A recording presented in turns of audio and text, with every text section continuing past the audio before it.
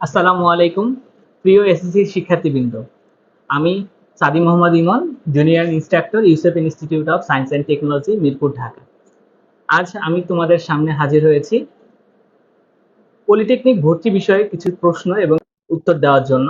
এবং আমি আমার সাথে রেখেছি আমাদের সবার প্রিয় এবং পরিচিত মুখ মোহাম্মদ আলমগীর হোসেন স্যার, বিভাগীয় প্রধান, ইউসেফ institute of science and technology, Mirpur, Dhaka. Sir, আপনাকে আজকে আমন্ত্রণ জানাচ্ছি আমাদের এই প্রশ্ন উত্তর পর্বে। স্যার, এই আপনি যদি কিছু বলতেন আমাদের এই প্রশ্ন উত্তর পর্ব নিয়ে। আহ, ধন্যবাদ সাদি এমডি ইমন। বেসিক্যালি সাদি এমডি ইমন খুবই বিচক্ষণ একজন শিক্ষক। তা আমিও আজকের এই অনুষ্ঠানে আসতে পেরে নিজেকে অনেক ধন্য মনে করছি। আমি আশা করছি তোমাদের সবার উদ্দেশ্যেই সহযোগিতামূলক প্রশ্নের উত্তরগুলো দিতে পারবো। ধন্যবাদ স্যার। স্যার, আপনি হয়তো জানেন অনেক শিক্ষার্থী আছে যারা পলিটেকনিকে ভর্তি ইচ্ছুক, কিন্তু তাদের মধ্যে অনেকেরই বিভিন্ন প্রশ্ন তৈরি হয়েছে পলিটেকনিক ভর্তি বিষয় নিয়ে।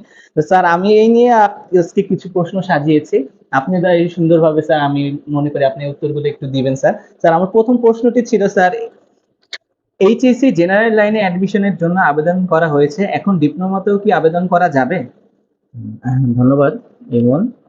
আসলে এসএসসি পাশ করার পরে অনেকেরই একটা উদ্দেশ্য থাকে জেনারেলে ভর্তি হব। তোমরা যারা ইন্টারমিডিয়েটে অ্যাডমিশন নিয়েছো, তারা যদি আবার চাও যে না আমরা ডিপ্লোমাতে অ্যাডমিশন নিতে চাই, তাহলে আমি বলবো অতি সহজেই এটা করা যায়।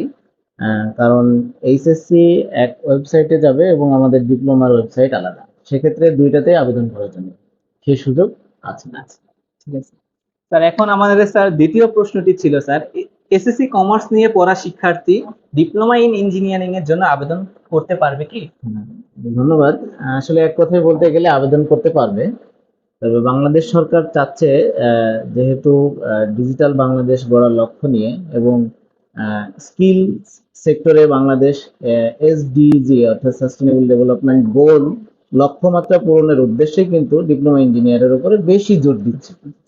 বেসিক্যালি কমার্স, আর্টস এবং সায়েন্স সাথে উন্মুক্ত এবং ইংলিশ মিডিয়ামের শিক্ষার্থী যারা আছে এরা সবাই অ্যাডমিশন নিতে পারবে এবং আবেদন করতে পারবে, এই সুযোগ বাংলাদেশ সরকার রেখেছে।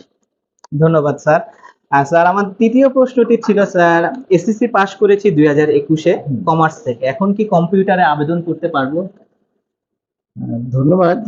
2021 সালে যদি কমার্স থেকে পাশ করে থাকে এবং কম্পিউটার পড়তে আগ্রহী, আবেদন করতে পারবে। কিছু ক্রাইটেরিয়া আছে। যদি সেই স্টুডেন্ট জিপিএ 3 পায় বা 3.5 পায়, তাহলে সরকারিতে সে আবেদন করতে পারবে। এছাড়া ভালো মানের বেসরকারি পলিটেকনিক আছে, সেখানেও সর্বনিম্ন 2 পয়েন্ট পাইলেও আবেদন করতে পারবে। অর্থাৎ দেখা যাচ্ছে যে ডিপার্টমেন্ট যেটাই হোক না কেন, সে আবেদনের যোগ্যতা যেটা লাগে মিনিমাম সেটা থাকলেই সে আবেদন করতে পারবে। ধন্যবাদ স্যার। স্যার, আমার সর্বশেষ প্রশ্নটি ছিল স্যার, যে বেসরকারিতে ইঞ্জিনিয়ারিং এবং সরকারিতে অন্য সাবজেক্ট একসাথে আবেদন করা যাবে না? সরকারি এবং বেসরকারি এটা আবেদন চয়েস দিতে হয়। চয়েসের ক্ষেত্রে কলেজ চয়েস দিতে হয়। বেসরকারিতেও দেওয়া যাবে এবং সরকারিতেও চয়েস দেওয়া যাবে আবেদনের ক্ষেত্রে।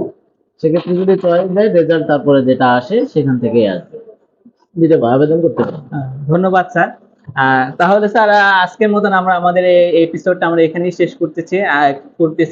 আশা করি তোমরা শিক্ষার্থী যারা আছো এসএসসি পরবর্তী পলিটেকনিকের ভর্তি ইচ্ছুক, তোমাদের যে প্রশ্নগুলো ছিল তার অনেকাংশে উত্তর আমরা দিতে পেরেছি। আমরা এই এপিসোড গুলো আগামীতে এগিয়ে নিয়ে যাব, এভাবে আমাদের স্যার থাকবে এবং অন্যান্য আমাদের যে বিজ্ঞ শিক্ষক মন্ডলী আছে তাদের মাধ্যমে আমরা তোমাদের এসএসসি পরবর্তী যে পলিটেকনিকে ভর্তি, সেই ভর্তির জন্য যতটা সহায়তা করা সম্ভব আমরা করব। আজকের জন্য আমি এখানে শেষ করতেছি। স্যার, শেষে যদি কিছু বলতেন। ধন্যবাদ ইমন স্যারকে। আসলে আমি বলবো পলিটেকনিকে পড়ার গুরুত্ব আমি বেশি দিতে বলবো, কারণ বর্তমান যুগ দক্ষতার যুগ। যাদের যত বেশি দক্ষ হবে, সে ক্যারিয়ার ডেভেলপমেন্ট তত বেশি করতে পারবে।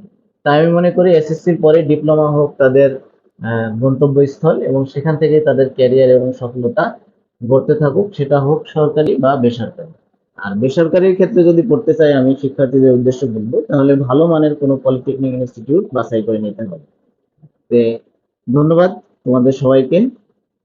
তোমাদের উজ্জ্বল ভবিষ্যৎ কামনা করে এখানে শেষ করছি। ধন্যবাদ।